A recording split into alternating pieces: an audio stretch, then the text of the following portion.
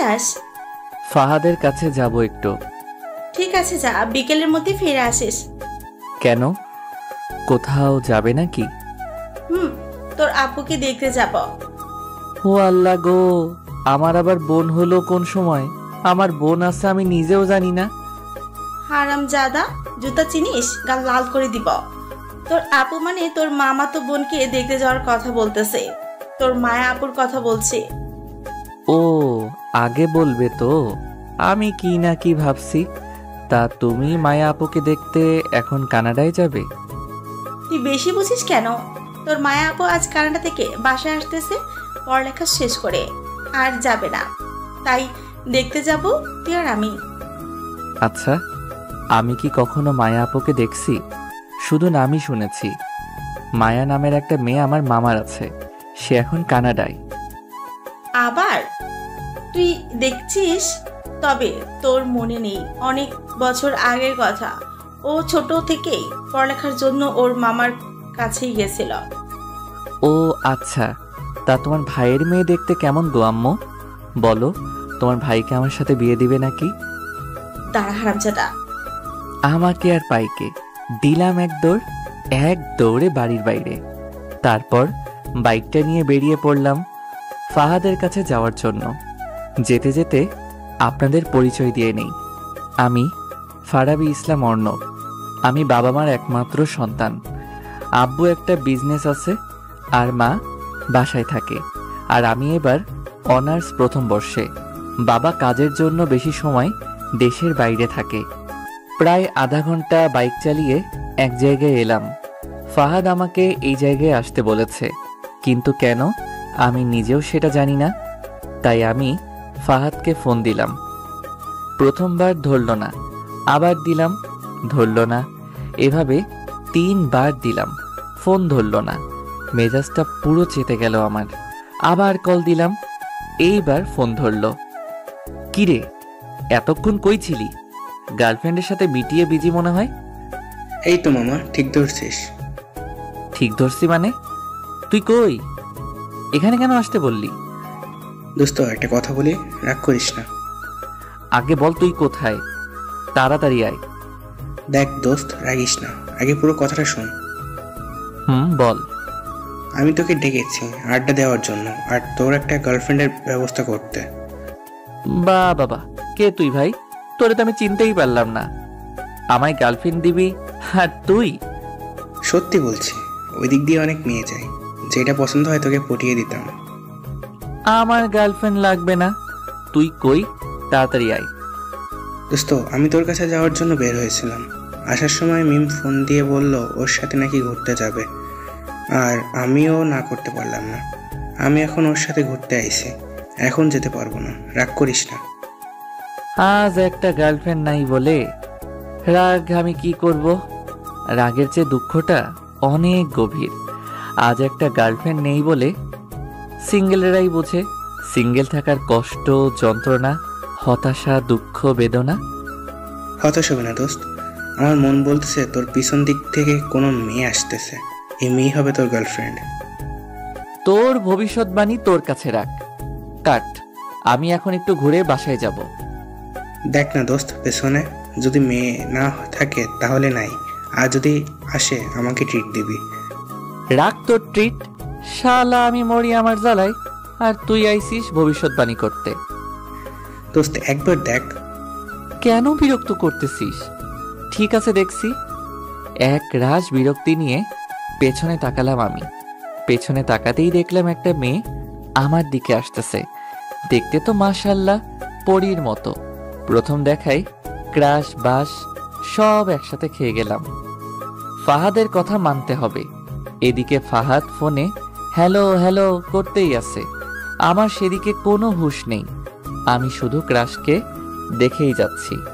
কিছু না বলে ফোনটা কেটে দিলাম আমি মেয়েটার দিকে অপলক তাকিয়ে আছি। মেয়েটা কখন যে আমার সামনে চলে এলো জানতেই পারলাম না। মেয়েটা আমার সামনে এসে বলল, আমাকে একটু রাইড শেয়ার করবেন? মেয়েটির কথায় আমার হুঁশ ফিরে। কাছে থেকে মেয়েটাকে দেখতে আরো সুন্দর লাগছে। মনে হচ্ছে এক্ষুনি কাজী অফিসে নিয়ে যাই। তারপর আমি বললাম, কি বললেন? শুনতে পাইনি। আমাকে একটু রাইড শেয়ার করবেন? মেয়েটি হয়তো ভাবছে আমি রাইড শেয়ার করি, কারণ আমি একটা হেলমেট পরে আছি আর একটা এক্সট্রা আছে। ফাহাদের জন্য এনেছিলাম। যাই, মেয়েটা থাকে কোথায় আর পরিচিত হতে পারবো। আমার মনে তো লাড্ডু ফুটছে। তখন আমি বললাম, অবশ্যই। কোথায় যাবেন? চলুন, আমি রাস্তা দেখিয়ে দিচ্ছি। ঠিক আছে, চলুন। তারপর মেয়েটি বাইকে উঠল। আমি হেলমেটটা দিলাম, মেয়েটিও পরে নিল। তারপর আমি চালাতে লাগলাম। এক অসাধারণ মুহূর্ত আমার জন্য। জীবনের প্রথম আমার বাইকের পেছনে কোনো সুন্দরী রমণী। আমি বাইকটা আস্তে চালাতে লাগলাম, কারণ যত আস্তে যাব তত বেশি সময় ক্রাশের সাথে থাকতে পারবো। আর একটু ভদ্র সাজারও কিছু আছে না? যাই হোক, মেয়েটির সাথে কথা বলতে হবে। আমি কোনো কিছু বলতে যাব, তার আগেই মেয়েটি বলল, দাঁড়ান, আমি নামবো। কেন? এখানেই বাসা নাকি আপনার? না। তাহলে কেন নামবেন? এটা কি বাইক চালাচ্ছেন? এভাবে গেলে তো সারা জীবন লাগবে যেতে। এর চেয়ে হেঁটে মানুষ আগে যাবে। আমার বাইকের ফার্স্ট গিয়ার আর লাস্ট গিয়ার আছে, মাঝখানে সব তার কাটা। তাহলে শেষ গিয়ারই দিন। ঠিক আছে। তারপর আমি স্পিড দিয়ে গাড়ি চালাতে লাগলাম। মেয়েটি মনে হয় ভয় পেয়েছে, তাই আমাকে জড়িয়ে ধরল। আহা, কি এক ফিলিংস! আপনাদের বলে বোঝাতে পারবো না। পেছনে মেয়ে জড়িয়ে ধরে আছে। আহা! হঠাৎ করে সামনে একটা কুকুর চলে এলো, তাই আমি কষে ব্রেক মারলাম। সাথে সাথে হাওয়ায় ধপাস করে উঠতে লাগলাম। মনে হচ্ছে উপরে চলে যাব। চোখ খুলে দেখতে পেলাম মেয়েটির বেশি কিছু ক্ষতি হয়নি, উঠে দাঁড়াচ্ছে। এইটুকু দেখেই চোখ বুজে গেল, আর কিছু মনে নাই। যখন চোখ খুললাম, দেখলাম মেয়েটি আমার দিকে কেমন করে তাকিয়ে আছে। তার চোখগুলো পুরো মায়ায় ভরা। মনে হয় সারা জীবন তাকিয়ে থাকলেও মায়া কমবে না চোখের প্রতি। আশেপাশে তাকিয়ে দেখলাম হসপিটালে, হাতে পায়ে ব্যান্ডেজ। মেয়েটির দিকে তাকিয়ে দেখলাম কোনো ক্ষতি হয়নি, শুধু কপালে বাম সাইডে একটু ব্যান্ডেজ করা। দেখতে আরো অসম্ভব সুন্দর লাগছে। আমার জ্ঞান ফিরেছে, কোনো হুঁশ নেই মেয়েটির। আমার দিকে তাকিয়েই আছে, কিছুই বুঝলাম না। আমি মেয়েটির চোখের সামনে তুড়ি মারতেই মেয়েটির ধ্যান ভাঙল। সাথে সাথে মেয়েটি লজ্জা পেয়ে গেল, কিন্তু কেন লজ্জা পেল কিছুই বুঝতে পারলাম না। তবে লজ্জা পেলে মেয়েটির সৌন্দর্য আরো বৃদ্ধি পায়। তখন মেয়েটি আমাকে বলল, যাক, তাহলে জ্ঞান ফিরলো আপনার। ফিরেছে তো অনেক আগেই, আপনি খেয়াল করেন নাই? আচ্ছা, আপনার কিছু হয়নি তো? না, তেমন কিছু না, মাথায় একটু চোট পেয়েছি। আমাকে এখানে কে নিয়ে এলো? আমি। ধন্যবাদ আপনাকে। আর সরি, আমার জন্য আপনার যাওয়াও হলো না, আবার ব্যথাও পেলেন। সমস্যা নাই, ওটা একটা দুর্ঘটনা। আপনার বাসার নাম্বার দিন, আসতে বলি। বাসায় ফোন দিলে আবার আম্মু শুরু করে দিবে। আপনার ফোনটা দিন, একটা বন্ধুকে কল করি, সে এসে নিয়ে যাবে। আপনার বাসায় ফোন দেন। বাসায় ফোন দিলে আম্মু আবার কান্না করে দিবে, আরো নানান কাহিনী। ঠিক আছে। তারপর আমি ফোনটা নিলাম, ফাহাদকে কল দিলাম। প্রথমবার রিসিভ করলো না, আবার দিলাম। এবার রিসিভ করে বলল, আসসালামু আলাইকুম, কে বলছেন? ওয়ালাইকুম আসসালাম। আমিটা কে? আমি অর্ণব। তুই কি এখনো গার্লফ্রেন্ডের সাথে আছিস নাকি? না, বাসায়। তুই কই আছিস? তোর আম্মু ফোন দিয়ে বলতেছে আছিস নাকি তুই? কোথায় যেন যাওয়ার কথা ছিল? তোর আম্মু চোটে আছে খুব। আমি হাসপাতালে আরাম করে ঘুমিয়ে আছি। মজা করতেছিস? না, আমি সত্যি হসপিটালে, বাইক নিয়ে অ্যাক্সিডেন্ট করেছি। দোস্ত, তুই ঠিক আছিস তো? তোর কিছু হয় নাই তো? না, কিছু হয়নি, হাতে আর পায়ে অল্প চোট পেয়েছি। তুই হসপিটালে চলে আয়, আমাকে নিয়ে যা। আর আম্মুকে কিচ্ছু বলবি না, বাসায় গিয়ে বলবো। ঠিক আছে, তুই থাক, আমি আসতেছি। তারপর ফোনটা কেটে দিলাম। তারপর মেয়েটিকে দিয়ে দিলাম। যাই হোক, মেয়েটির নাম্বারটা তো পেলাম। ফাহাদের ফোন থেকে নিয়ে নিব। তখন আমি বললাম, আপনি আমার জন্য এত কিছু করলেন, আপনার নামটাই তো জানা হলো না। আমার নাম মায়া, আপনার? ফারাবী ইসলাম অর্ণব, সবাই অর্ণব বলেই ডাকে। আপনার নামটা তো সুন্দর। আপনারটাও। আপনি আমার জন্য এত কিছু করলেন, তাছাড়া আপনার জানি কোথায় যাওয়ার ছিল, আপনি চলে যান। আপনাকে এইভাবে রেখে কিভাবে যাই? আর আমি বাসায় ফোন করে বলে দিয়েছি যেতে দেরি হবে। আরে সমস্যা নাই, আপনি যান, এক্ষুনি ফাহাদ এসে আমাকে নিয়ে যাবে। আরে না, আগে আসুক না হয়, তারপর আমি যাব।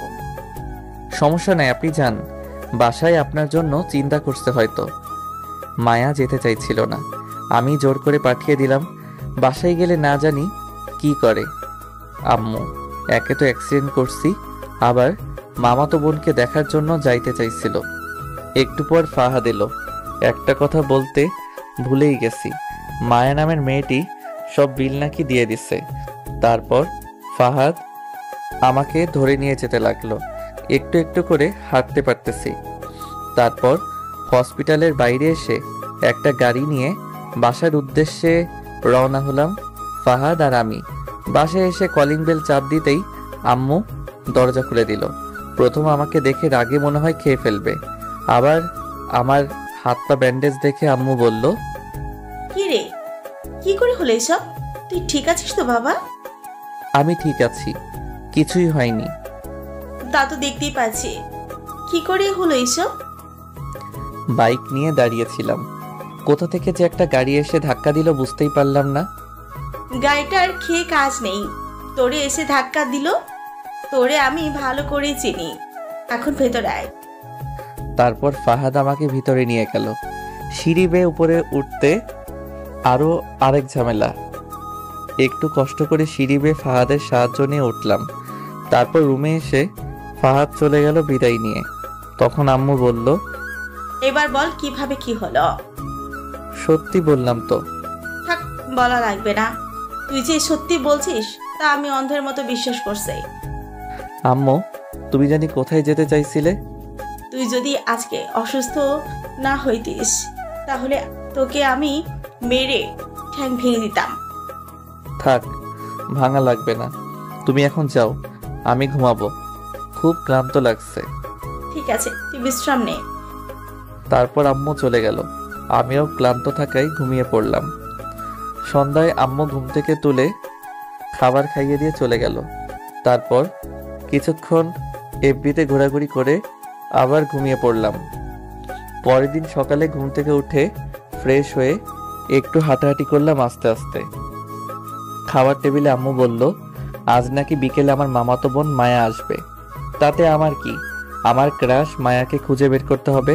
তারপর দুপুরে খাবার খেয়ে ঘুমিয়ে পড়লাম, কারণ আমার কোনো কাজ নাই। আম্মু বাইরেও যেতে দিল না আজকে। বিকেলে ঘুমিয়ে আছি, এমন সময় দেখলাম মায়া নামের মেয়েটি আমার মাথার পাশে বসে আছে। এই মেয়ে তো যেখানে যায় সেখানেই দেখতে পাই। স্বপ্ন ভেবে নিজে নিজে বললাম, মাই ক্রাশ মায়া, তোমায় অনেক অনেক ভালোবেসে ফেলেছি। যেখানেই যাই তোমাকেই দেখতে পাই।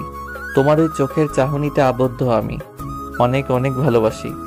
ঘুমাতে গেলেও শান্তি নেই, যেখানেই যাই তোমাকেই দেখতে পাই, খুব ভালোবেসে ফেলেছি। কথাগুলো বলে দেখলাম স্বপ্নে আমার ক্রাশ চলে যাচ্ছে। স্বপ্নে ভেবেই দিলাম হাত ধরে টান, সাথে সাথে আমার বুকে এসে আছড়ে পড়ল। আহা, স্বপ্ন হলেও অনুভূতি অন্যরকম। আমার ক্রাশ জোর করছে, আমি ছাড়ছি না। এমন সময় গালে ঠাস ঠাস করে দুইটা পাপ্পি পড়ে গেল। স্বপ্ন হলেও এত জোরে লাগে নাকি? গাল পুরো লাল হয়ে গেছে। লাফ মেরে বিছানা থেকে উঠে পড়লাম। দেখলাম আমার ক্রাশ মায়া দাঁড়িয়ে আছে। এটা কি সত্যি? তাই চোখগুলো ভালো করে ডলে নিলাম। তাকিয়ে দেখি সামনে মায়া দাঁড়িয়ে আছে। আমার বিশ্বাস হচ্ছে না।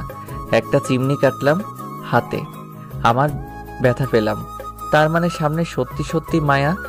তাকে দেখে আমি বললাম, আপনি এখানে কি করছেন আর কোথা থেকে এলেন? এমন সময় আম্মু রুমে এলো। এসে মায়াকে দেখিয়ে বলল, এটাই হচ্ছে তোর মামাতো বোন মায়া।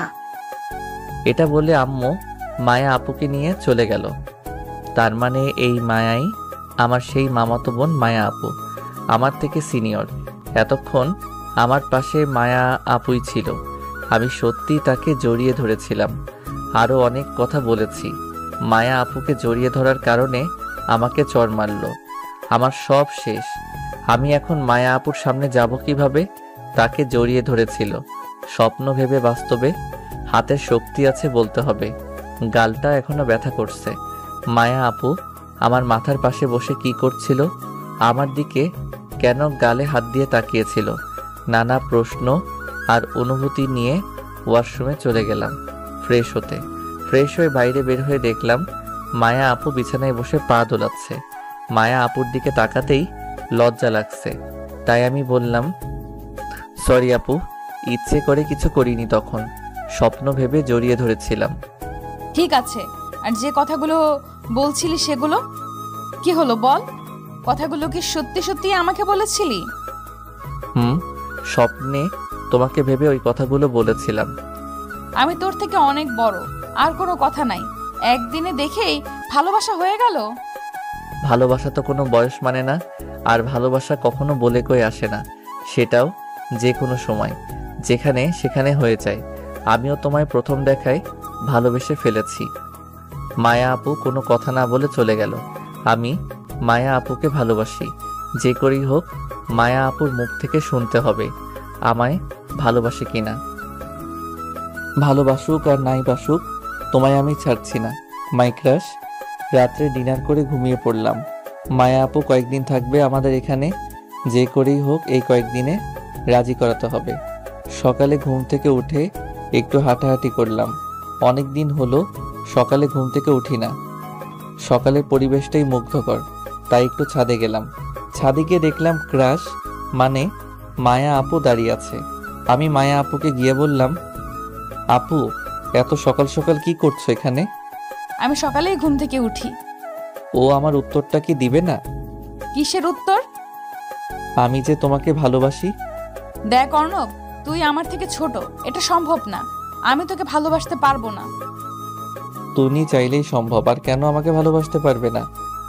এই কথা আর আমার সামনে বলবি না। এই বলে মায়া আপু চলে যাচ্ছিল। আমি পেছন থেকে হাতটা টেনে ধরলাম। ঠাস ঠাস করে দুইটা পড়ে গেল আমার গালে, তারপর চলে গেল। এই মেয়ে এত মারে কেন কথায় কথায়?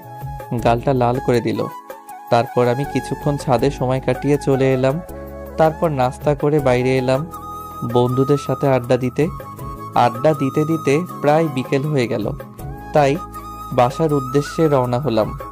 আসার সময় কয়েকটা গোলাপ ফুল আর আইসক্রিম নিলাম মায়া আপুর জন্য। বাসায় এসে মায়া আপুর রুমে গেলাম, দেখলাম নাই। তারপর ছাদে গেলাম, দেখলাম দোলনায় বসে আছে। আমি ফুলগুলো এগিয়ে দিয়ে বললাম, এই নাও প্রিয়, এগুলো তোমার জন্য। লাগবে না আমার। নাও না। জোর করে ধরিয়ে দিলাম। সাথে সাথে মায়া আপু সেগুলো ফেলে দিল। আমার মনটা একটু খারাপ হয়ে গেল। তারপর আমি বললাম, কি হলো, এত কষ্ট করে আনলাম, ফেলে দিলে কেন? দরকার নেই আমার। এমন কেন করো? একটু ভালোভাবে তো কথা বলতে পারো। ভালোবাসি আমি তোমাকে, কেন বোঝো না? বললাম না আমি তোকে ভালোবাসি না। এসব বললে আমি কিন্তু বাসায় চলে যাব। তোমায় কোথাও যেতে দিচ্ছি না, এই মনের ঘরে তোমাকে বন্দি করে রেখে দিব। তুই কিন্তু বেশি বাড়াবাড়ি করছিস। থাপ্পড় দিয়ে গাল লাল করে দিব। বাড়াবাড়ির কিছুই করিনি, এখন করব। মানে কি করবি তুই? দাঁড়াও, দেখাচ্ছি। এই বলে আস্তে আস্তে মায়া আপুর দিকে এগোতে লাগলাম। আর মায়া আপু দোলনা থেকে উঠতে যাবে, এমন সময় মাথার পেছনে পাশে চুল ধরে চার ঠোঁট এক করে দিলাম। মায়া আপু ছাড়ানোর চেষ্টা করছে, আর আমি ছাড়ছি না। কি এক অনুভূতি! এই প্রথম কোনো নারীকে কিস করলাম আমি। শরীরে এক অজানা শিহরণ বয়ে যাচ্ছে। প্রায় 5 মিনিট পর ছেড়ে দিলাম, আর মায়া আপু দোলনায় ধপ করে বসে পড়ল। তারপর আমাকে চড় মারার জন্য হাত উঠালো। আমি হাত ধরে দিলাম এক টান, সাথে সাথে আমার বুকে এসে পড়ল। অনেক ছাড়ানোর চেষ্টা করছে, তাই আমি আবার চার ঠোঁট এক করে দিলাম। প্রায় 2 মিনিট পর ছেড়ে দিলাম। ছেড়ে দিয়ে বললাম, তোমায় আমি অনেক ভালোবাসি প্রিয়, তোমাকেও আমাকে ভালোবাসতে হবে, তোমায় আমি ছাড়ছি না। এই বলে আমি ছাদ থেকে নিচে চলে এলাম। রুমে এসে ফ্রেশ হয়ে ঘুমানোর চেষ্টা করলাম, কিন্তু ঘুম আসছে না। একটু আগের সিনটা সামনে আসছে। এসব ভাবতে ভাবতে কখন যে ঘুমিয়ে গেলাম মনে নাই। যখন ঘুম ভাঙে তখন প্রায় সন্ধ্যা হয়ে আসছে, তাই উঠে একটু ছাদে গেলাম। ছাদে গিয়ে দেখি আবার মায়া আপু দাঁড়িয়ে আছে। তখন আমি বললাম, কি করছো জানেমান? তুই কি সত্যি আমাকে ভালোবাসিস? জীবনের থেকেও বেশি। তাহলে আমাকে প্রপোজ কর। সত্যি? তুমিও আমাকে ভালোবাসো? এখন প্রপোজ কর। তোমাকে অনেক অনেক ভালোবাসি। I love you. এভাবে হবে না, ভালো করে ফুল দিয়ে কর। তারপর আমি নিচে এলাম। আমার মনে মনে তো লাড্ডু ফুটছে, মায়া আপু আমাকে ভালোবাসবে, তাও আবার এত তাড়াতাড়ি। আমি বাগানে এসে একটা ফুল নিয়ে চলে গেলাম। মায়া আপুর কাছে গিয়ে ফুলটা এগিয়ে দিয়ে হাঁটু গেড়ে বসে বললাম, জীবনে কাউকে ভালোবাসিনি, তুমি আমার প্রথম ভালোবাসা, তুমি আমার প্রথম অনুভূতি। অন্য প্রেমিকদের মতো আমি ঠিকঠাক মতো আমি প্রপোজ জানি না, তবে আমি তোমাকে চাই। আমার এলোমেলো জীবনে প্রথম প্রণয় তুমি মায়া, আমার জীবনের সুখ তারা তুমি মায়া, আমার জীবনের বাঁচা মরার জন্য পয়েন্ট তুমি মায়া। অবশেষে একটা কথাই বলতে চাই, ভালোবাসি, বড্ড ভালোবাসি তোমায়, অনেক অনেক ভালোবাসি। I love you. মায়া আপু ফুলটা নিল। আমি দাঁড়িয়ে তাকে শক্ত করে জড়িয়ে ধরলাম। মায়া আপু আমাকে জড়িয়ে ধরল। তারপর কিছু সময় ছাদে কাটিয়ে চলে এলাম আমি। রাত্রে ডিনারের সময় পায়ে সুরসুরি দিতে লাগলাম আমি মায়া আপুর। মায়া আপু আমার দিকে রাগী দৃষ্টিতে তাকিয়ে আছে, তবু আমি সুরসুরি দিতে লাগলাম। এবার দিল জোরে একটা পাড়া, সাথে সাথে চিৎকার করে উঠলাম। আমার চিৎকার দেখে আম্মু বলল, কি হলো, চিৎকার দিলি কেন? কিছু না, টেবিলের ভেতর দিয়ে মনে হয় বিড়াল গেল, পায়ে লাগলো তো তাই ভয় পেয়ে চিৎকার দিলাম। যত সব, বিড়াল দেখে কেউ এভাবে চিৎকার দেয়? আমি দেই? তোর প্যাচাল বাদ দিয়ে খা এখন। মায়া আপুর দিকে তাকিয়ে দেখি মুচকি মুচকি হাসছে, মনে হচ্ছে দেই একটা। তারপর খাওয়া দাওয়া করে রুমে চলে এলাম। রাত্রে মায়া আপুকে কল দিলাম। নাম্বারটা আম্মুর ফোন থেকে নিয়েছি। ফোন রিসিভ করে মায়া আপু বলল, হ্যালো, কে? তোমার হবু বর। কানের নিচে এমন দিব না তোর পাগলামি বের হয়ে যাবে। রাখ। রাগ করো কেন? আমি অর্ণব। ও, তুমি আগে বলবে তো, বলো কি বলবে। একটু ছাদে এসো না। না, এখন এত রাতে আমি যেতে পারবো না। আসো না প্লিজ, একটু থেকে চলে যেও। না, আমি এখন যেতে পারবো না। তুমি তো আমাকে ভালোই বাসো না, আমার কথা কেন শুনবে? যাও, তোমাকে আসতে হবে না। আমার বাবুটা রাগ করে। ঠিক আছে, যাচ্ছি। তারপর মায়া আপু ফোনটা কেটে দিল। আমি কথা বলতে বলতে ছাদে চলে এসেছি। 2-3 মিনিট পর মায়া আপু এলো। এসে আমাকে বলল, কি হলো, এত রাতে ছাদে আসতে বললে কেন? তুমি আর আমি চাঁদ দেখবো তাই। দোলনায় বসো তো। তারপর মায়া আপু দোলনায় বসলো। আমি তার কাঁধে মাথাটা দিলাম, দিয়ে বললাম, জানো, প্রথম যেদিন তোমায় দেখেছিলাম বুকের ভিতর কেমন জানি অনুভব হয়। তোমায় আমি এই কয়েকদিন অনেক ভালোবেসে ফেলেছি। তুমি আমার সিনিয়র, তবুও ভালোবাসা তো কোনো বয়স মানে না। তোমাকে অনেক অনেক ভালোবেসে ফেলেছি। তারপর কিছু সময় কাটিয়ে চলে এলাম আমরা। রুমে এসে দিলাম এক ঘুম। এভাবেই কেটে গেল কয়েকদিন। আমি মায়া আপুকে খুব ভালোবাসি, আর মায়া আপুও আমাকে খুব ভালোবাসে। আজকে মায়া আপু চলে যাবে, ভাবতেই খুব খারাপ লাগছে। তাকে ছাড়া আমার এক মুহূর্ত ভালো লাগবে না। তাই আমিও যাব মায়া আপুর সাথে তাদের বাসায়, কয়েকদিন থেকে আসব। আম্মুর থেকে পারমিশন নিয়ে নিয়েছি আগেই। 1 সপ্তাহ থাকবো মায়া আপুর সাথে। তারপর সকালের খাওয়া করে রুমে এলাম রেডি হতে। পরনে আমার ব্ল্যাক শার্ট, ব্ল্যাক জিন্স, শার্টের হাতা কোনোই পর্যন্ত ফোল্ড করা, চুলগুলো সুন্দর করে সাজানো, হাতে ব্র্যান্ডেড কালো ঘড়ি পরে তৈরি হলাম আমি। তারপরে বাইরে বের হয়ে ড্রয়িং রুমে আসলাম। মায়া আপু এখনো তৈরি হচ্ছে। জানি না মেয়েদের এত সময় লাগে কেন আটা ময়দা মাখতে। তারপর অপেক্ষা করতে লাগলাম। প্রায় আধা ঘন্টা হলো বসে আছি। অবস্থা আমার খারাপ বসে থাকতে থাকতে। অবশেষে যুদ্ধ জয় করে বেরিয়ে এলো মায়া আপু। তাকে দেখে 54,692 ভোল্টের ক্রাশ খেলাম। এই মেয়েটা ক্রাশ খাইয়ে খাইয়ে মেরে ফেলবে নাকি?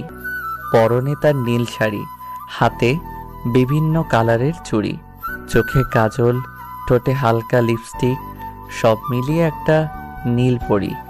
আবারও ঠাস করে ক্রাশ খেয়ে গেলাম। আমি মায়া আপুয়ের দিকে এক দৃষ্টিতে তাকিয়ে আছি। মায়া আপুয়ের দিকে তাকিয়ে আছি।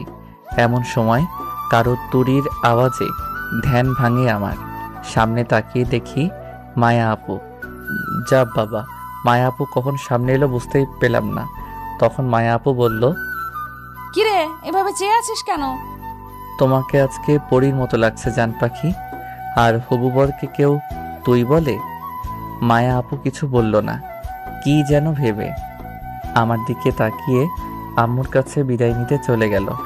তারপর আম্মুর থেকে বিদায় নিয়ে দুইজনে বাড়ির বাইরে আসলাম।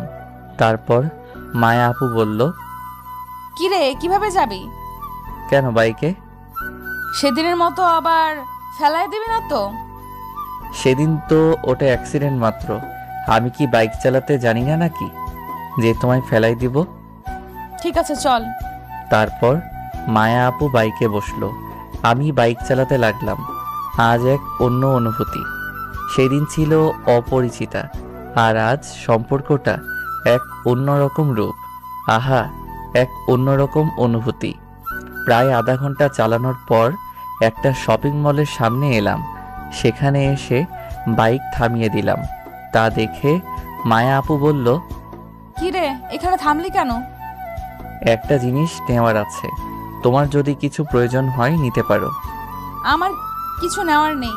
তোর কি নেওয়ার আছে তাড়াতাড়ি নিয়ে আয়। ঠিক আছে, তুমি 5 মিনিট থাকো, আমি আসছি।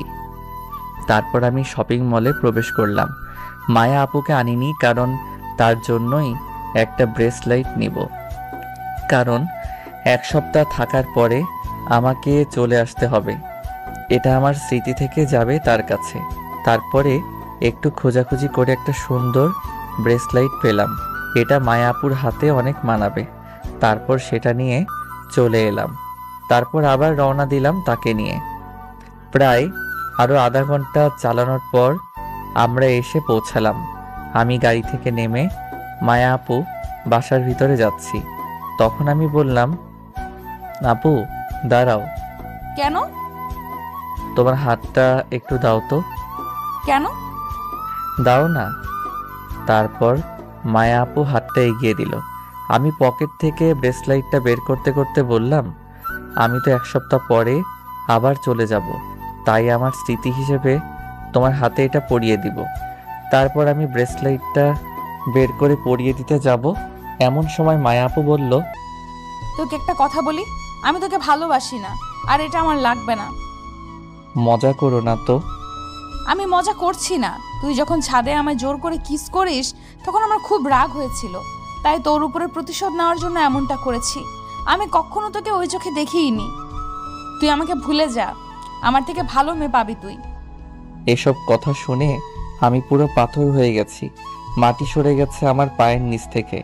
মায়া আপু আমাকে ভালোবাসেনি ভাবতে খুব কষ্ট হচ্ছে আমার। আমি যে তাকে খুব খুব ভালোবাসি। আমার চোখ পুরো ছলছল করছে, মনে হয় এক্ষুনি ঝড় নামবে। তখন আমি মায়া আপুকে বললাম, কেন এমনটা করলে আমার সাথে? চুপ। আমার সাথে এমনটা কেন করলে? খুব ভালোবাসি তোমায়। তুমি খুব সহজেই বললে ভুলে যেতে। ভুলে যেতে চাইলেই কি ভুলে যাওয়া সম্ভব? তোমাকে আমি জীবনে ওটা চাইতেও বেশি ভালোবাসি। তোমাকে কিভাবে ভুলবো আমি? প্রতিশোধ নেওয়ার ছিল, অন্যভাবে নিতে। কেন এমনটা অভিনয় করলে আমার সাথে? কি দোষ করেছিলাম আমি? তোমায় তো ভালোই বেসেছিলাম, এমনটা না করলেও পারতে। ভালো থেকো, আর তোমাকে ডিস্টার্ব করব না। এই বলে ব্রেসলাইটটা সেখানেই ছুঁড়ে ফেলে দিলাম। চোখ যেন আমার বাদ মানছে না। কথাগুলো বলতে বলতে কেঁদে দিয়েছি। ওর চোখ মুছে বাইকে চড়ে স্টার্ট দিয়ে সেখান থেকে চলে এলাম। সেখান থেকে এসে একটা লেকের পাড়ে গেলাম। সেখানে গিয়ে বসলাম। আশেপাশে কোনো মানুষ নেই। নদীর পানি একে একে বয়ে যাচ্ছে। আমার চোখের পানিও বাদ মানছে না। আসার সময় কয়েক প্যাকেট সিগারেট কিনে নিয়ে এলাম। সেখানে বসে সিগারেট খেতে লাগলাম। একটা টান দিতেই প্রচুর পরিমাণে কাশি হতে লাগলো, চোখ জ্বলতে লাগলো, লাল হয়ে গেল। কষ্ট হচ্ছে খুব, কিন্তু এই সামান্য কষ্ট কিছুই না আমার বুকের ভিতরে হওয়া কষ্টের থেকে। সেখানে বসে সিগারেট খেতে লাগলাম আর আজকের দেওয়া মায়া আপুর আঘাতপ্রাপ্ত কথাগুলো ভাবতে লাগলাম। সেখানে বসে কাটিয়ে দিলাম অনেক সময় সিগারেট খেতে খেতে। প্রায় সন্ধ্যা হয়ে এলো, এখন বাসায় যেতে হবে। তাই সেখান থেকে উঠে বাইক নিয়ে বাসার দিকে আসতে লাগলাম। কিছুক্ষণের ভিতরে বাসায় চলে এলাম। কলিং বেল চাপ দিলাম, কেউ খুলল না। আবার দিলাম, এবার আম্মু দরজা খুলে দিল। আমায় দেখে আম্মু অবাক হয়ে তাকিয়ে আছে আমার দিকে।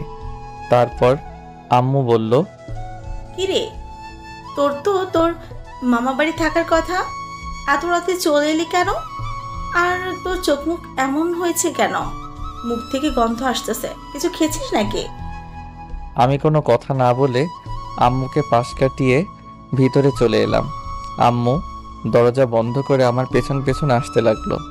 আম্মু কিছু বলার আগেই রুমে ঢুকে ঠাস করে দরজা বন্ধ করে দিলাম। বাহির থেকে আম্মু দরজা খোলার জন্য বলতেছে। আমি তা কানে না নিয়ে বিছানায় শুয়ে শুয়ে কাঁদতে লাগলাম। বুকের ভিতরটা কষ্টে শেষ হয়ে যাচ্ছে আমার। মায়া আপু এভাবে অভিনয় করতে পারলো আমার সাথে? শুধু তো ভালোই বেসেছিলাম। ভাবতেই বুক ফেটে কান্না আসছে আমার। কখনো মায়া আপুকে ভুলতে পারতো কিনা জানি না। কাঁদতে কাঁদতে কখন যে ঘুমিয়ে গেছি মনে নাই। এদিকে আম্মু আমার অবস্থা দেখে চিন্তিত। আমি 1 সপ্তাহ থাকবো বলে গিয়েছিলাম, কিন্তু চলে এলাম কেন? তাই আম্মু মামিকে ফোন করলো। আচ্ছা আরশি, অর্ণবের সাথে কিছু হয়েছে? না, কেন, কি হয়েছে? অর্ণব বাসা থেকে গেল 1 সপ্তাহ থাকবে তোমাদের ওখানে বলে, কিন্তু ও তো রাতে এখন বাসায় এলো আর চোখ মুখ ফুলে আছে, কান্না করেছে মনে হয়। কি বলো সব? কিন্তু অর্ণব তো আমাদের এখানে আসেনি। ও তো মায়ের সাথেই গেল তোদের সাথে ওখানেই থাকার জন্য। তাহলে এতক্ষণ কই ছিল? ও তো ভেতরেই আসেনি, আর মায়া তো একাই এসেছে বাসার ভেতরে, ও তো আসেনি। বাসায় এসে সোজা রুমে চলে গেল, কোনো কথা বলো না। এরকম তো কোনো সময়ও করে না ও। আমি মায়াকে বলে দেখি কিছু হয়েছে নাকি। ঠিক আছে, আমি দেখছি ওদিকে। ঠিক আছে। তারপর আম্মু ফোন কেটে দিয়ে চিন্তিত হয়ে রুমে চলে গেল, কারণ অনেক রাত হয়ে গেছে। এদিকে মামি মায়া আপুকে জিজ্ঞেস করার জন্য তার রুমে গেল। গিয়ে দেখলো মায়া আপু কি যেন চিন্তা করছে। তখন মামি মায়া আপুর পাশে গিয়ে বসলো। তখন মায়া আপু মামিকে বলল, কিছু বলবে আম্মু? অর্ণব আর তোর মধ্যে কিছু হয়েছে? না, কেন, কি হয়েছে? না, ও নাকি আমার বাসায় থাকার জন্য এসেছিল, কিন্তু না এসে চলে গেল কেন? আমাকে বলছিল কি জানি কাজ আছে।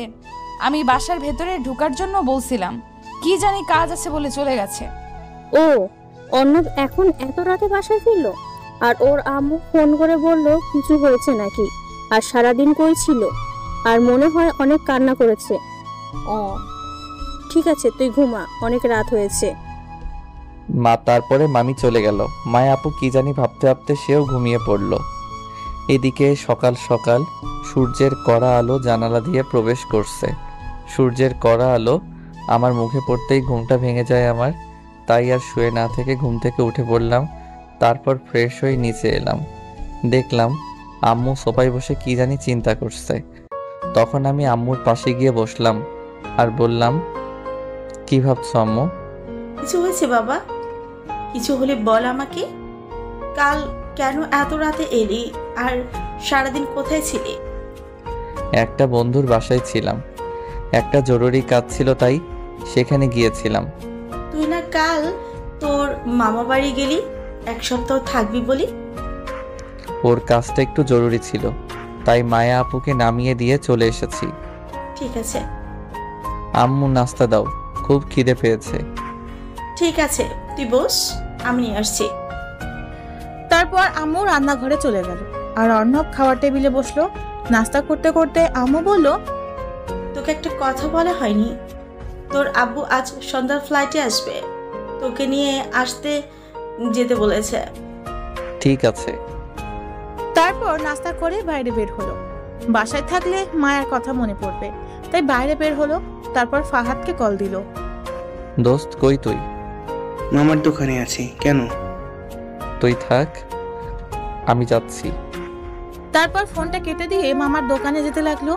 সেখানে গিয়ে দেখে ফাহাদ বসে বসে সিগারেট টানছে। অর্ণব ওর পাশে বসে ওর হাত থেকে সিগারেটটা নিয়ে টানতে লাগলো।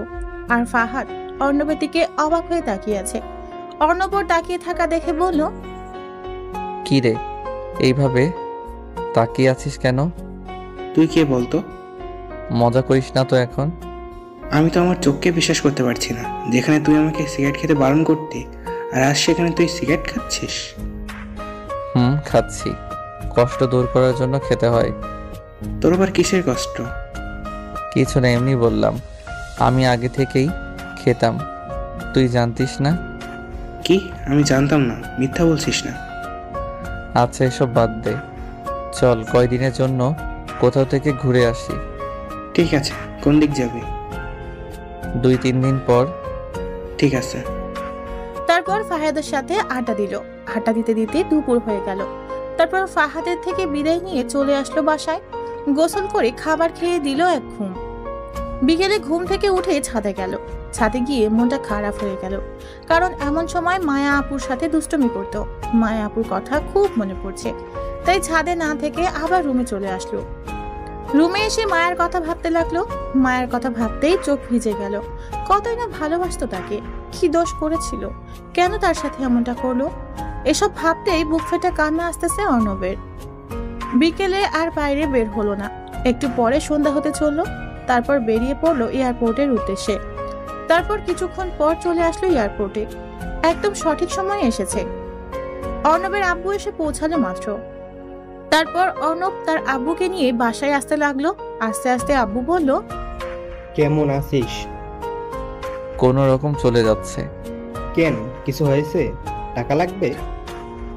না। তোর লেখাপড়া কেমন চলছে? ভালো, বর্তমানে কলেজ জব, তাই বাসাতেই থাকতে হয়। ঠিক আছে। তারপর আর কিছু কথা বলতে বলতে বাসায় চলে আসলো। আব্বু রুমে চলে গেল ফ্রেশ হতে। ক্লান্ত হয়তো খুব। অর্ণব রুমে চলে আসলো। আবার মায়ের কথা মনে পড়লো। যখন কোনো কথা ভাবে না, মস্তিষ্ক যখন কোনো কিছু ভাবে না, ফাঁকা হয়, ঠিক তখনই সব সময় মায়ের কথা মনে পড়ে। তার সাথে কাটানো দিনগুলোর কথা মনে পড়ে। রুমে বসে বসে এসব ভাবছিল। তখন অর্ণবের আম্মু এসে ডেকে নিয়ে গেল ডিনার করার জন্য। তারপর ডিনার করে রুমে আসলো। কিছু সময় এফবিতে ঘোরাঘুরি করে ফোনটা রেখে দিল। ঘুমানোর প্রস্তুতি নিচ্ছে, এমন সময় ফোনটা বেজে উঠলো। তাকিয়ে দেখে আননোন নাম্বার, তাই প্রথমবার কেটে দিল, কিন্তু আবার ফোন করলো। এবার রিসিভ করে সালাম দিল, কিন্তু ফোনের ওপাশ থেকে কিছুই বলল না। হ্যালো হ্যালো করলো, কিন্তু কিছুই বলল না। তাই বিরক্ত হয়ে ফোনটা কেটে দিল। আবার ফোন দিল। এবার রিসিভ করে কিছু বলতে যাবে, তার আগেই ফোনের ওপাশ থেকে কারো কান্নার আওয়াজ আসছে। কেউ ফুপিয়ে ফুপিয়ে কাঁদছে। তাই অর্ণব বলল, কি হলো, কথা বলুন। কে আপনি? এভাবে বিরক্ত করতেছেন কেন? কি হলো, কথা বলবেন না কেটে দিব? মায়া নামটা শুনেই বুকটা কেমন করে উঠল। আমাকে এত কষ্ট দিয়েও স্বাদ মেটেনি, তাই আমি বললাম, আপনি কেন ফোন দিয়েছেন আমায়? আপনি কে বলছিস কেন? তুই না আমাকে ভালোবাসিস? ভালোবাসি? হাসালেন মিসেস মায়া। আমি যাকে ভালোবাসতাম সে আমার কাছে মরে গেছে। এমনটা বলো না প্লিজ। আমি তোমায় খুব ভালোবেসে ফেলেছি। আমি তোমার শূন্যতা আমাকে বুঝিয়ে দিয়েছে আমি তোমাকে কত ভালোবেসে ফেলেছি। তোমার সাথে সেই সময় কাটানো দুষ্টুমিটাকে ভালোবেসে ফেলেছি আমি। প্লিজ, খুব ভালোবাসি তোমায়। তাই এতদিন আপনার সেই ভালোবাসা কোথায় ছিল? যখন আমি আপনাকে পাগলের মতো ভালোবাসতাম, তখন আপনি কি করলেন? আমার সাথে ভালোবাসার অভিনয় করলেন। বাহ বাহ, বলতেই হবে আপনি একজন বড় মাপের অভিনেতা। প্লিজ এভাবে বলো না, বিশ্বাস করো খুব ভালোবাসি তোমায়। ভালোবাসার কথা আপনার মুখে মানায় না। এত কষ্ট দিয়েও কি মন ভরেনি? আরও কষ্ট দেওয়ার জন্য এসেছেন এখনো? আপনি চাইছেন আমি কষ্ট পাই? সত্যি আমি অনেক কষ্ট পেয়েছি, বুকটা ভিতরে ছারকার হয়ে গেছে আমার। আর কি চান আপনি?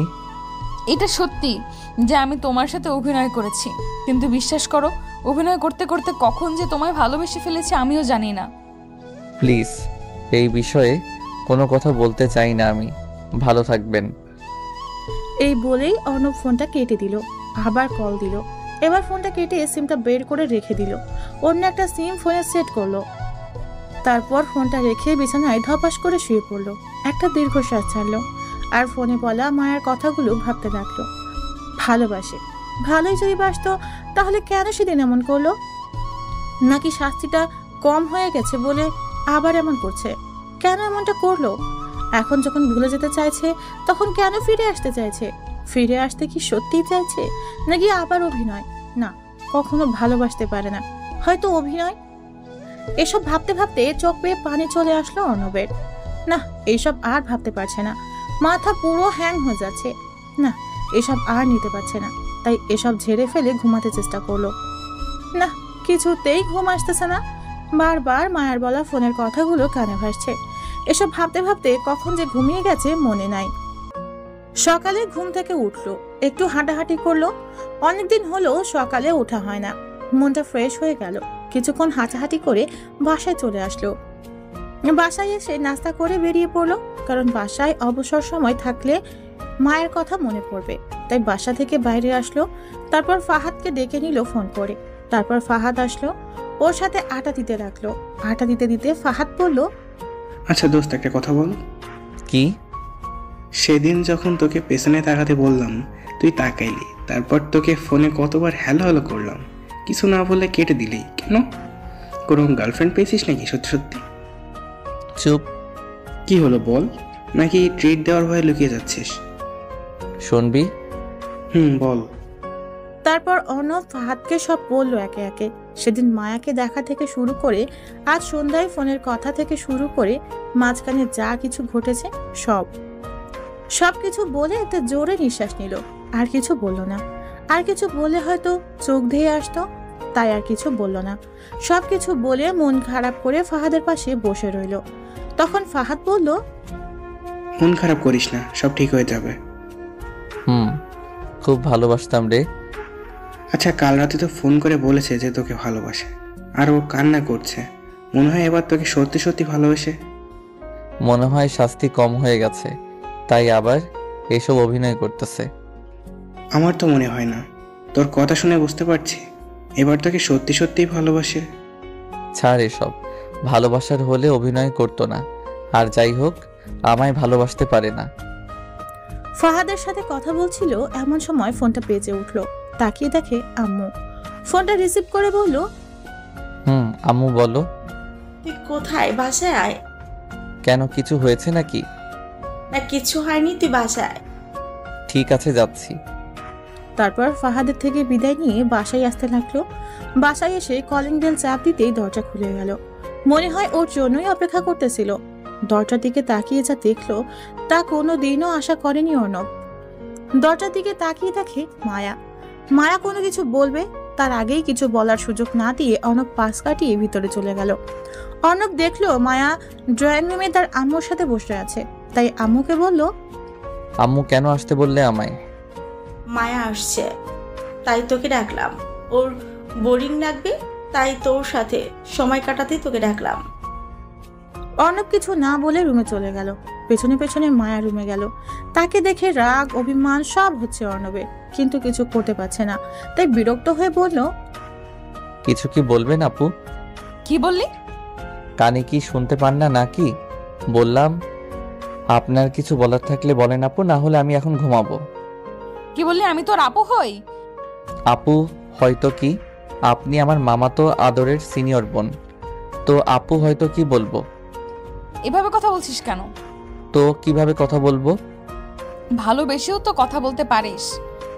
আমি এর চেয়ে বেশি ভালো করে কথা বলতে পারি না। আর ভালোবাসার কথা বলছেন, সেটা কবেই উঠে গেছে আমার জীবন থেকে। আমি আবার ঠিক করে দিব আমার ভালোবাসা দিয়ে।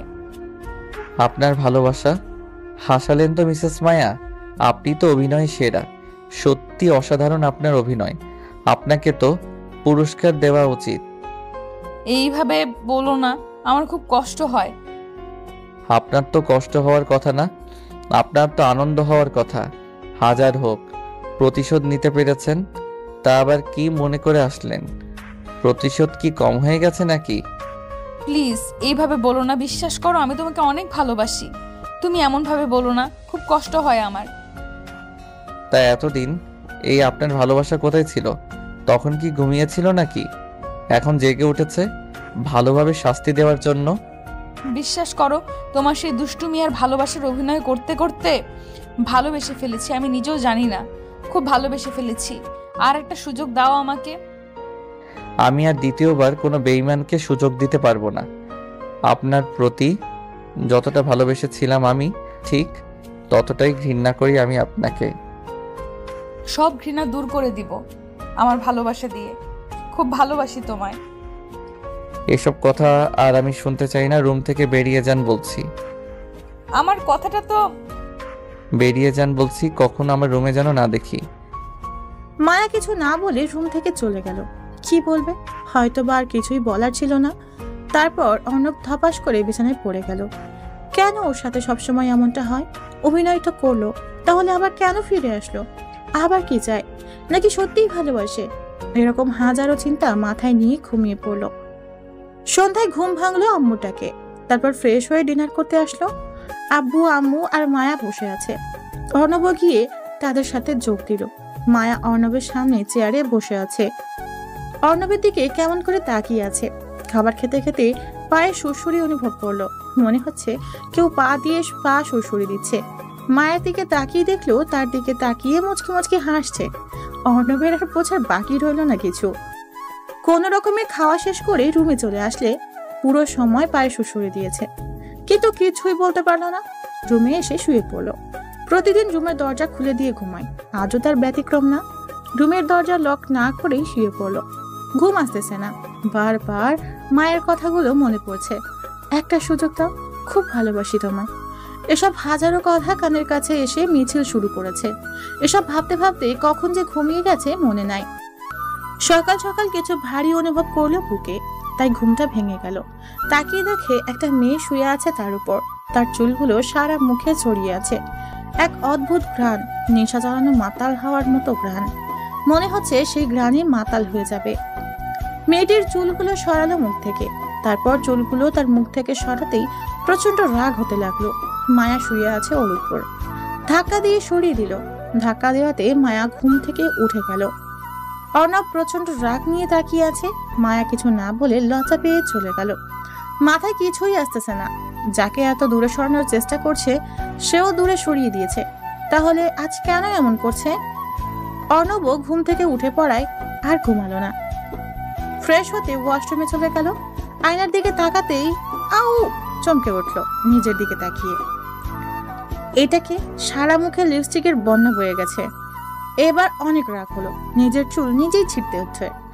রুমের দরজা খুলে রেখে ঘুমানোটাই ভুল হয়েছে। তারপর ফ্রেশ হয়ে ছাদে গেল। ছাদে গিয়ে দেখে মায়া ছাদের এক সাইডে উদাস হয়ে আকাশের দিকে তাকিয়ে আছে। তাই অর্ণব সেখান থেকে চলে আসতে যাবে, এমন সময় পিছন থেকে মায়া বলল, আমি তোর কাছে এতটাই ঘৃণার হয়ে গেছি যে আমি এখানে আছি বলে থাকা যাবে না। মায়ার কথায় অর্ণব কেমন যেন একটা ফিল অনুভব করলো। তাই সেখান থেকে গেল না, ছাদের একপাশে গিয়ে দাঁড়িয়ে রইল। এমন সময় পিছন থেকে মায়া জড়িয়ে ধরলো। অর্ণব এক ঝটকায় সরিয়ে দিল। কোনো কথা না বলে সেখান থেকে চলে আসতে যাবে, এমন সময় মায়া পিছন থেকে অর্ণবের হাত টেনে ধরে বলল, প্লিজ অর্ণব, আমাকে বোঝার চেষ্টা করো। সত্যিই আমি তোকে অনেক ভালোবাসি। যখন আমি এখান থেকে গেলাম একটা দিন আমি শান্তিতে ঘুমোতে পারিনি। সব সময় সবখানে শুধু তোর কথাই মনে পড়ে। তোর সাথে থাকতে থাকতে তোর দুষ্টুমিগুলোকে খুব মিস করি। অনেক অনেক ভালোবাসি তোমায়। আপনার বলা শেষ হলে বলেন, আমি যাই। সত্যি তোকে অনেক অনেক ভালোবাসি। তোকে ছাড়া আমার এই জীবন অসম্পূর্ণ রয়ে যাবে। তোকে ছাড়া আমি থাকতে পারবো না, মরে যাব। তো যান না মরে, আমি বাধা করেছি নাকি? এই কথা বলতে পারলি? ঠিক আছে, আর কোনো দিন তোর সামনে আমায় দেখবি না। চলে যাব অনেক দূরে, বাঁচবো না আমি তোকে ছাড়া। এই বলে মায়া কাঁদতে কাঁদতে দৌড়ে নিচে চলে গেল। অর্ণব ছাদেই দাঁড়িয়ে ভাবতে লাগলো, আর একটা সুযোগ তো দেওয়াই যায়। যদি সত্যি সত্যিই কিছু করে ফেলে তাহলে নিজেকে ক্ষমা করতে পারবে না, না আর দূরে সরিয়ে রাখবে না, নিজের করে নেবে। এই ভেবে নিচে নামতে যাবে, এমন সময় নিচ থেকে আম্মু চিৎকার করে উঠলো। এটা শুনে অর্ণব এক দৌড়ে নিচে চলে আসলো। নিচে এসে স্তব্ধ হয়ে গেল। অর্ণবের মুখ থেকে কোনো কথা বের হচ্ছে না, চোখ থেকে কয়েক ফোঁটা পানি গড়িয়ে পড়লো। কারণ মায়া ডাইনিং টেবিলের সামনে পড়ে আছে, হাত দিয়ে ফেনকে দিয়ে রক্ত পড়ছে, আর অর্ণবের আম্মু তার পাশে দাঁড়িয়ে কাঁদছে। অর্ণব কোনো কথা না বলে তাড়াতাড়ি কোলে তুলে নিল। একটা গাড়ি নিয়ে সোজা হাসপাতালে চলে আসলো। তারপর ডাক্তার মায়াকে নিয়ে ভিতরে গেল। অর্ণব বাইরে দাঁড়িয়ে কাঁদছে, আম্মুকে সাথে নিয়ে আসেনি। একটু পর আম্মু এসেই ঠাস ঠাস করে 2টা চড় মেরে দিল অর্ণবের গালে। অর্ণব কি দোষ করলো আর কেনই বা মারলো কিছুই বুঝতে পারলো না। অর্ণব তার আম্মুর দিকে অবাক হয়ে তাকিয়ে আছে। তখন আম্মু অর্ণবকে বলল, মেয়েটা তোকে কত ভালোবাসতো, মানিস সে একটা ভুল করেছে, মানুষ মাত্রই তো ভুল। জানিস মেয়েটা আমার কাছে সেদিন এসে কত কান্না করেছে, তোকে কতটা ভালোবাসে মেয়েটা তুই জানিস। আমি তখন তাকে বললাম আগে ওর অভিমান ভাঙা, বাকিটা আমরা দেখছি। জানিস সেদিন মেয়েটা আমার কাছে কত কান্নাকাটি করেছে। আজ তোর জন্য মেয়েটার এই অবস্থা। ওর যদি কিছু হয়ে যায় কোনোদিন ক্ষমা করব তোকে আমি। বলেই আম্মু কেঁদে দিল। অর্ণব আম্মুকে জড়িয়ে ধরে কেঁদে দিল। কেঁদে কেঁদে বলল, কিছু হবে না দেখিস, দোয়া কর যেন কিছু না হয়। অর্ণবের মাথায় হাত বুলিয়ে দিয়ে কথাটা বলল আম্মু। তারপর কিছুক্ষণ পর ডাক্তার বের হয়ে আসলো। ডাক্তারকে বের হতে দেখে সাথে সাথে অর্ণব ডাক্তারের কাছে গিয়ে বলল, ডাক্তার সাহেব, মায়ার কিছু হয়নি তো? ও ঠিক হয়ে যাবে তো? আমার রক্ত এ পজিটিভ ডাক্তার, যত খুশি রক্ত নিন প্লিজ, মায়া আপুকে সুস্থ করে দিন। তারপর ডাক্তারের সাথে ভিতরে গেল। রক্ত দিয়ে বাইরে বের হলো। কিছুক্ষণ পর বাইরে বের হয়ে দেখে মামা মামি আর আব্বুও এসেছে। অর্ণব মাথা নিচু করে তাদের সামনে দাঁড়িয়ে রইল। মায়ার আব্বু আম্মু কান্না করছে আর অর্ণবের আম্মু তাকে সান্ত্বনা দিচ্ছে। কান্না করবে নাই বা কেন, একমাত্র আদরের মেয়ে মায়া। কিছুক্ষণ পর ডক্টর বেরিয়ে আসলো। অর্ণব সাথে সাথে ডক্টরের কাছে দৌড়ে গিয়ে বলল, মায়া আপু ঠিক আছে তো ডাক্তার সাহেব? ঠিক হয়ে যাবে তো?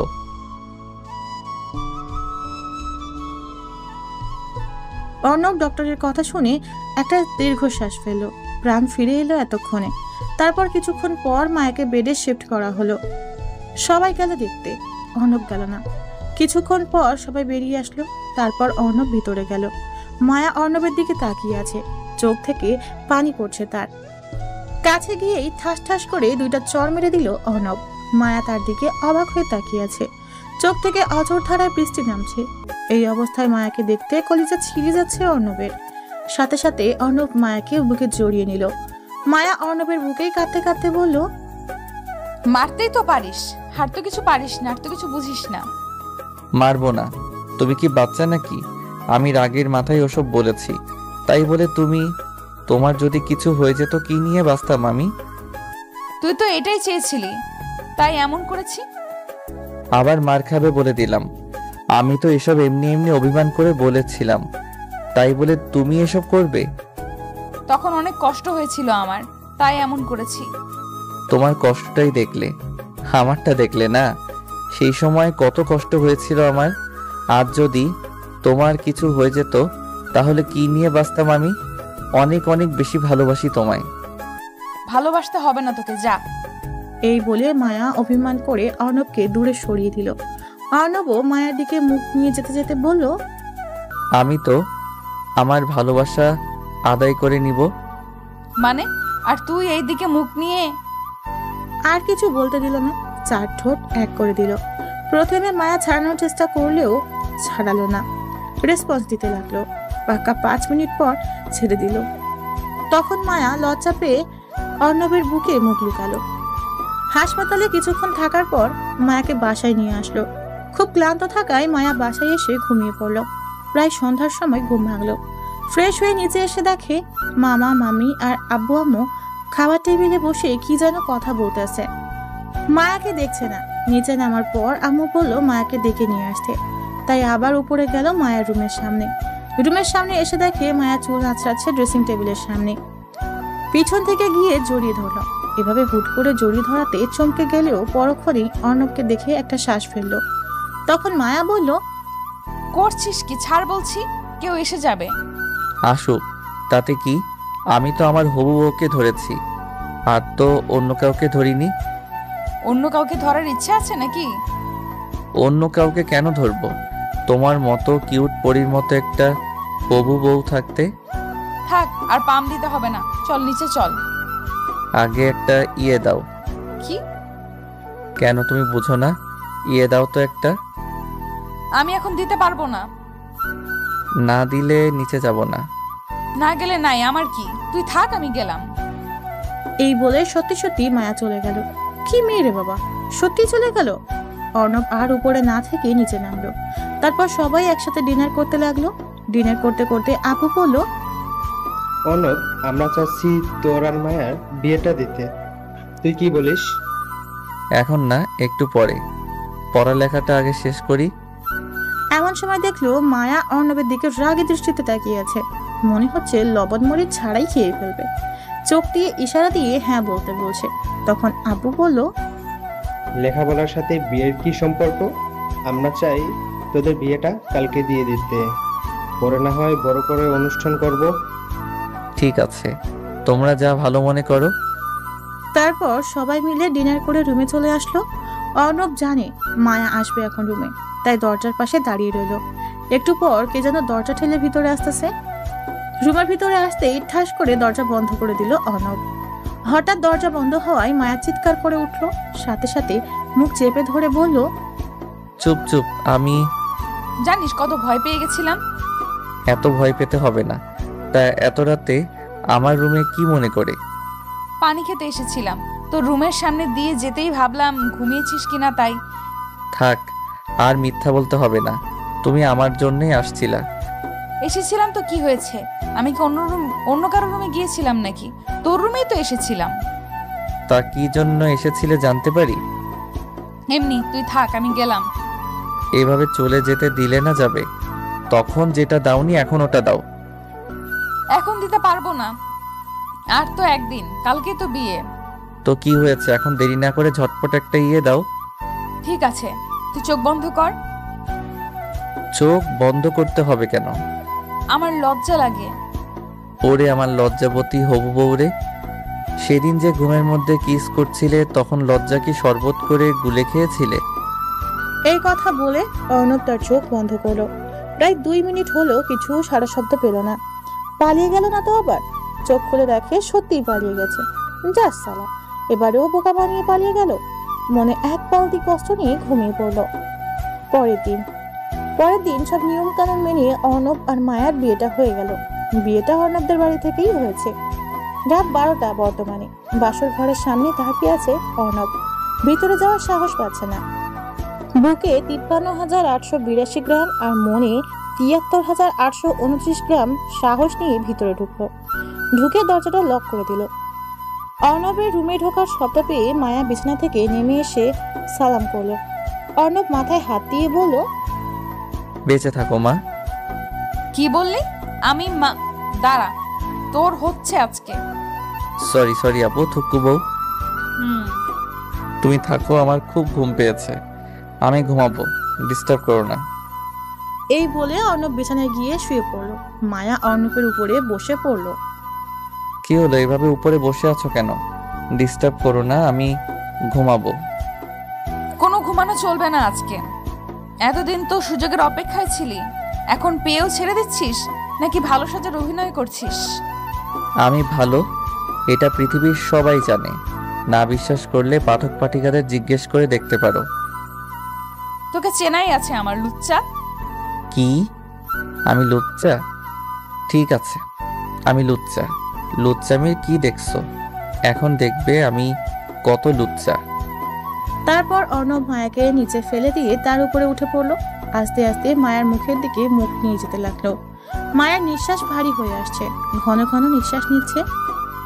তার গরম নিঃশ্বাস অর্ণবের মুখে আছড়ে পড়ছে, তার ঠোঁট দুটো কাঁপছে। কি এক মাতাল করার মতো নেশা তার ঠোঁটে। অর্ণব আর কিছু না বলে তার ঠোঁট দুটো দখল করে নিল। মায়াও সমান তালে রেসপন্স ফিরিয়ে দিতে লাগলো। পাক্কা 10 মিনিট পর ছেড়ে দিল। মায়া অর্ণব দুজনই হাঁপাচ্ছে। তারপর মায়া অর্ণবের বুকে মাথা রাখলো আর বলল, না, আমার আর টুইন বেবি লাগবে। তার জন্য কি করতে হবে শুনি? কেন, তুমি কিছু জানো না? না, আমি কিছু জানি না। তুমি তো আমার সিনিয়র বউ, তুমি শিখিয়ে দাও। ওলে বাবুলে, আসো শিখিয়ে দেই। এই বলে মায়া 4 ঠোঁট এক করে দিল। অর্ণব তাকে রেসপন্স দিতে লাগলো। অর্ণব কম কিসে, সিনিয়র বউ তার শিশু জামাইয়ের উপর ঝাঁপিয়ে পড়লো।